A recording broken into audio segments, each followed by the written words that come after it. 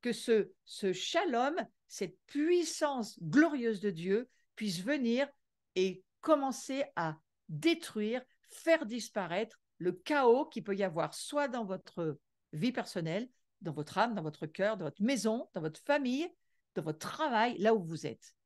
Et si vous voulez pouvoir la voir continuer à s'installer, eh bien, il faut le parler. Parce que nous sommes toujours 5784, le chiffre 80, ça veut dire la paix, P-E-Y, paix, c'est la bouche, paix, sar, paix, bouche, sar, parle. Pâques, c'est le moment où on va déclarer ce qu'on a à dire de la part de Dieu. C'est notre Pâques, c'est notre délivrance, c'est notre libération. Pessar, c'est la bouche qui parle. Et nous entrons dans cette saison, la porte est ouverte pour que la bouche parle. C'est ça que je comprends. 5784, c'est la porte, le dalet, la porte, le 4, le chiffre 4, ça signifie la porte, dalet en hébreu. Le chiffre 80, la bouche.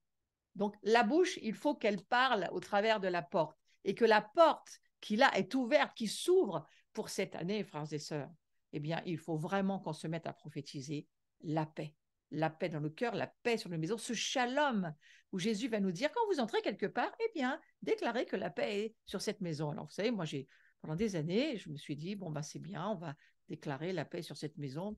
Ça ne représentait absolument rien dans mon esprit. Sauf que maintenant, ça représente autre chose. Parce que si la paix, c'est la gloire de Dieu, et que la gloire de Dieu, alors c'est, vous savez, on parle beaucoup du nucléaire, mais alors la puissance de Dieu, ça n'a rien à voir avec le nucléaire. C'est encore autre chose. Hein, c'est la puissance qui englobe tout, qui crée tout, qui maintient tout en place, qui maintient les mondes, les univers. Enfin voilà. Donc cette paix, cette puissance de Dieu, cette paix-là sur votre vie, qu'elle s'installe. Ouais. Et déclarez-la avec foi, déclarez-la. Ne laissez pas le chaos de ce monde, ne laissez pas toutes ces propositions qui semblent très gentilles, très bonnes, mais ce sont beaucoup des propositions qui nous sont faites, elles sont faites pour nous faire perdre notre temps. Ce monde nous propose plein d'idées, idées, idéologies, idoles, c'est pas peine d'y aller. Nous avons là les oreilles pour entendre la voix de la gloire de Dieu. Et donc, moi, je reviens sur cette idée qu'il faut se déterminer. Il faut vraiment être déterminé fermement. Vous savez, le texte de l'Apocalypse dit « Tiens ferme ce que tu as ». Pourquoi Dieu dit ça? Parce qu'on peut ne pas le tenir. Parce qu'il y a une propension proposée par ce monde et puis proposée par la chair aussi. On est des êtres de chair et même si on n'est plus des êtres charnels, on peut retomber dans la chair. Bien sûr que c'est aussi possible et on doit être vigilant, faire attention, être des guetteurs. C'est quand même on va dire le thème de toute cette formation, c'est pour être des guetteurs qui guettons dans la gloire de Dieu. Et cette gloire de Dieu, elle nous aide énormément. Et donc, c'est tenons-nous fermement. Tenons fermement ce que nous avons et ce que nous sommes. C'est ce que dit les textes de l'Apocalypse dans les lettres aux églises. Tiens ferme ce que tu as. Attention, tu peux le perdre. Tiens-le, accroche-toi sois déterminé. Prends la résolution ferme et définitive de faire de la gloire de Dieu ta priorité. Donc ça, c'est vraiment la pensée importante de ce cours d'aujourd'hui, qu'on aspire à tout ce que la gloire pourra renforcer dans notre vie et à rejeter tout le reste. Il faut rejeter. On a vraiment ce combat des pensées à faire. Très important, ne jamais oublier le combat des pensées. C'est là où on a notre victoire. La guerre civile, elle est entre les deux oreilles. Et donc, on calme la guerre civile en pensant comme Dieu pense. Donc, en installant le shalom de Dieu dans notre âme, dans notre corps, dans notre vie, dans notre maison, là où nous sommes, dans le travail, peu importe, là où nous vivons, on plante, mais aussi dans le cœur, sur les terres de notre cœur, il faut planter ce shalom, il faut s'y attacher, il faut comprendre par l'esprit, par la compréhension spirituelle, que si Jésus nous a dit, je vous la laisse, pas parce que lui, il la perd, mais il nous la laisse parce qu'il ne peut pas nous laisser seuls et nous abandonner sans cette paix. Donc, il nous dit, je vous laisse cette paix parce que cette paix, c'est ce qui va permettre à la gloire de s'installer. La gloire de Dieu, elle vient dans la paix, elle vient dans le shalom, elle vient dans la joie. C'est encore une autre dimension. Je ne vais pas aller sur la joie aujourd'hui, mais ça fait aussi bien sûr partie de ce fruit de l'esprit qui s'appelle l'amour. Et quand on est guidé par la gloire, dirigé par la gloire, on pourrait dire ça autrement. Quand on est dirigé par le Saint-Esprit, c'est la même chose. Il est très facile de discerner ce qui vient de Dieu et ce qui ne vient pas de Dieu. Parce que l'Esprit Saint, il habite en nous. L'Esprit Saint, c'est lui qui nous aide, souvenez-vous, dans le combat des pensées. Allez réécouter les enseignements sur le combat des pensées. Si vous avez besoin d'être aidé et que vous avez une guerre civile entre vos deux oreilles et que vous n'arrivez pas à avoir la victoire avec vos pensées ou sur vos pensées, souvenez-vous, c'est là où Satan nous attaque. Mais c'est aussi là où nous, on a notre responsabilité de penser ce que Dieu pense et de savoir ce que Dieu pense. Et quand on sait ce que Dieu pense, alors on va commencer à pouvoir le confesser, le croire, le pratiquer. Et si on se soumet à Dieu, le diable va fuir. Parce que chasser des démons de je ne sais quoi, hein, il y aurait des tas de démons qu'on pourrait chasser dans nos pensées, il y en a plein. Hein. On pourrait, si on les y laisse, ils peuvent s'installer. Mais pour ne pas réorienter nos pensées et vider une maison et ne pas la re-remplir, on va dire presque la réemménager avec les bons meubles et les bonnes choses, alors ça ne sert à rien. Donc évidemment qu'aujourd'hui, il faut se dire, voilà, on fait ce travail avec le Saint-Esprit, qu'il vienne nous aider à discerner, à entendre, à voir ce qui est de Dieu, ce qui nous est demandé par Dieu et ce qui ne nous est pas demandé par Dieu. Et vous savez quoi? On n'a pas besoin d'une médiation. On peut avoir du conseil, on peut être aidé par d'autres, mais on n'a pas besoin de médiation. Aujourd'hui, c'est nous et la voix de Dieu qui doit pouvoir nous parler dans nos oreilles. Et elle nous parle dans nos oreilles. Bien sûr qu'elle nous parle. Et donc, c'est ce travail, je crois que ça fait partie de cette préparation pour être l'épouse de Christ, pour marcher dans la gloire de Dieu, pour vivre dans la gloire de Dieu, pour être les amis du Christ. C'est ce travail de se laisser être guidé par la gloire, comme les Israélites étaient dirigés dans le désert. Ils avaient la gloire devant, ils avaient la gloire derrière, ils avaient la nuée devant, la nuée derrière. Nous l'avons, c'est juste que nous n'en avons bien souvent pas la conscience. Pourtant, Jésus va dire, c'est tout au passé composé. Hein. Je vous ai donné la gloire. Vous recevrez, donc c'est déjà fait. On peut le mettre au passé composé. J'ai reçu une puissance, le Saint-Esprit, qui est venu sur moi, qui est venu en moi. Et aujourd'hui, si vous en avez la conscience, alors vous allez vous déterminer à vivre avec ce guide qui s'appelle le Saint-Esprit. Et c'est lui qui vous aide à marcher dans la gloire de Dieu. Donc il faut prendre vraiment cette conscience que l'Esprit Saint, il donne toujours place à la gloire de Dieu, à la présence de Dieu, au milieu de sa famille, du peuple que nous sommes. Et il fait tout pour accentuer cette gloire. Lui, l'Esprit Saint, il est là pour glorifier Jésus. C'est lui qui nous fait crier Abba Père. C'est lui, au fond de nous, qui prie pour nous et qui loue Dieu et qui nous aide à glorifier le Fils de Dieu. C'est lui, au fond de nous, qui nous aide à le faire. Et lorsque nous parlons en langue, et comprenez-moi bien, on devrait tous parler en langue. Parce que l'apôtre Paul dit, celui qui parle en langue, il s'édifie lui-même. Donc déjà, le parler en langue, c'est pour soi. N'oubliez pas de parler en langue. Ne laissez pas ce monde vous emmener dans l'oubli. Hein. La pire des choses, c'est d'oublier ce que Dieu nous dit. C'est pour ça qu'il faut se rappeler, parler en langue, prenez du temps chaque jour. C'est extrêmement important parce que ça active cette gloire qui vit en nous et qui a elle aussi besoin d'être activée. On active la gloire de Dieu en parlant en langue, ça c'est évident. Hein. Donc on va prendre, je crois, ensemble ce soir cette décision irrévocable. C'est comme l'appel d'Israël. C'est irrévocable. C'est comme les dons. C'est irrévocable. C'est comme le mandat que Dieu vous donne. Ce mandat avec cet appel et avec cette, voilà, cette gloire qui est là, c'est nous sommes nés à nouveau. Et cet appel, c'est préféré que nous sommes. Moi, j'aime dire que mon appel, il est irrévocable parce que je veux être déterminé à jamais lâcher. Ouais. Mais l'appel d'Israël, lui, il est irrévocable, quoi qu'Israël fasse. C'est ça qui est extraordinaire. Nous, on ne peut pas dire qu'on est sauvé quoi qu'on fasse, parce qu'il faut travailler à son salut quand même. Et même si on a l'assurance du salut, on travaille à marcher dans la gloire de Dieu. Alors qu'on va prendre ces décisions irrévocables de vivre pour la gloire de Dieu.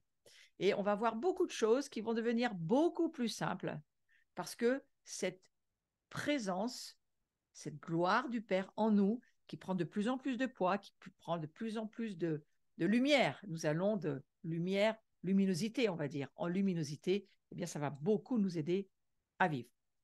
Donc, il faut trouver son souffle dans la gloire de Dieu. La gloire de Dieu, c'est un espace de vie. C'est un espace. C'est un espace que le Seigneur, il avait initialement destiné à l'homme.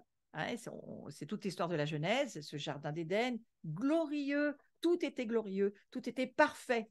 Puis bon, il y a eu cette chute qui est arrivée, et aujourd'hui, en Jésus-Christ, tout est restauré.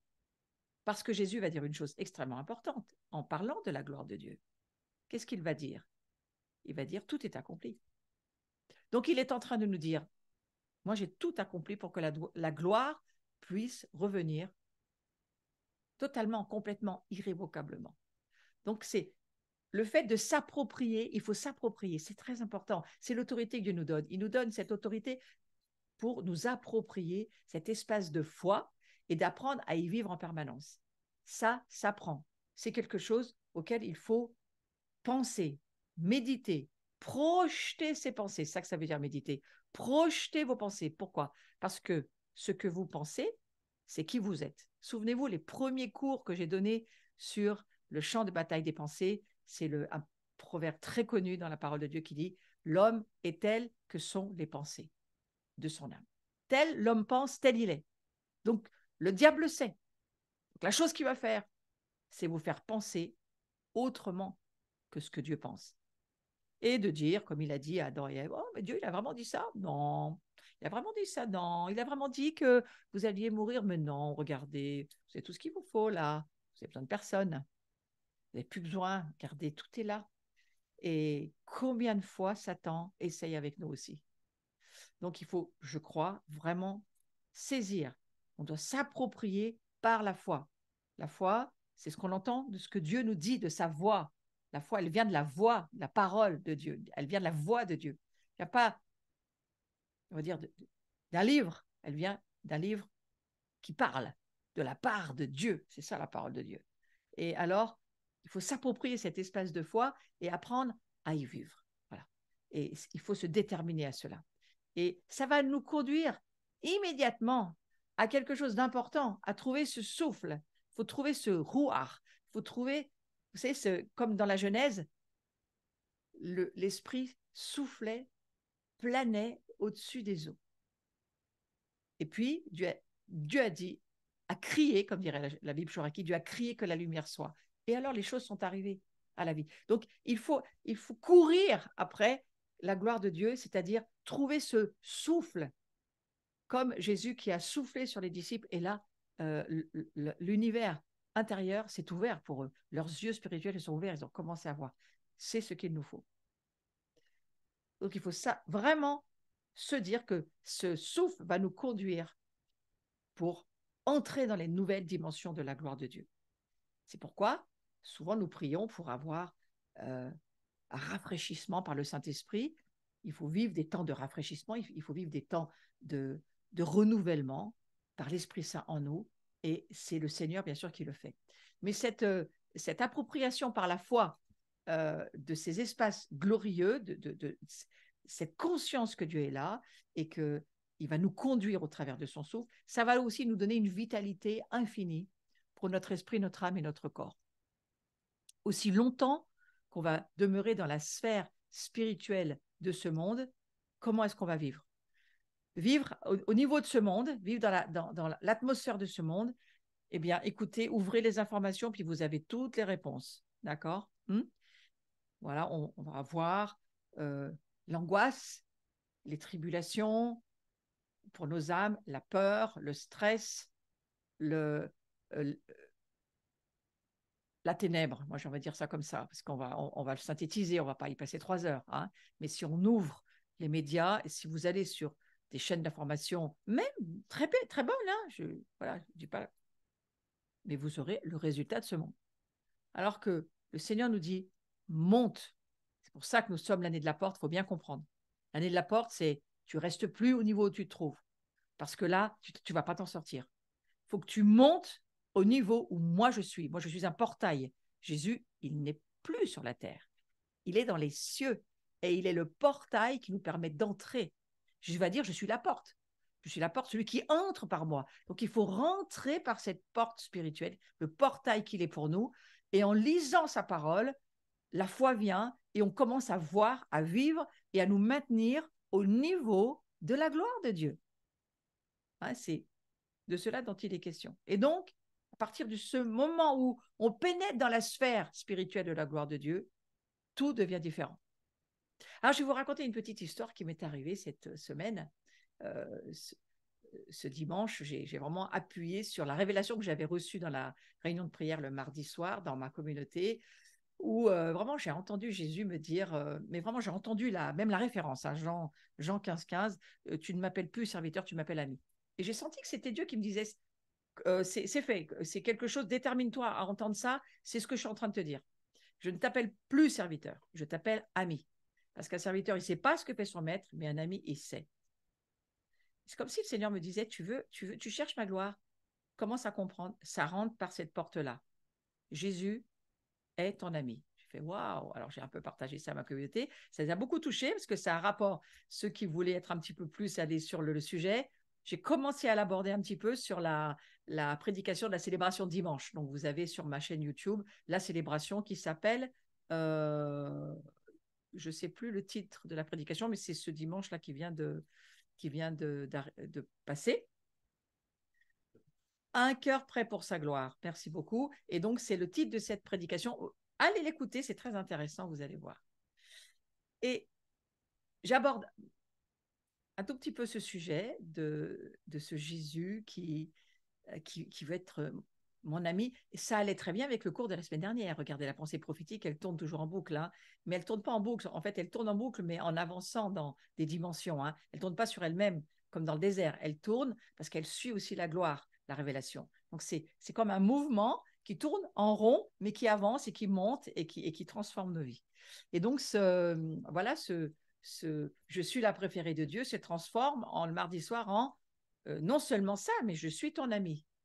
Wow, donc je l'ai lu beaucoup de fois, mais là, c'est quelque chose vraiment qui devient très, très tangible pour moi. Et à partir de là, je comprends qu'il y a une invitation de Dieu à dire, c'est la porte pour l'année qui arrive. C'est la porte, en tous les cas, pour toi et ta communauté, c'est la porte qu'il faut prendre. C'est par l'amitié. Jusqu'à ce que je sois votre ami, il va falloir que vous me laissiez le devenir pour que ma gloire puisse venir beaucoup plus que ce qu'elle est déjà là. Et j'ai fait, waouh, ça, Seigneur, c'est quand même intéressant de se dire ça. Donc, j'ai commencé à raconter ça à ma communauté. Et puis, il se trouve que j'ai prié pour que chacun puisse avoir une expérience particulière, puis pas qu'une, beaucoup d'autres.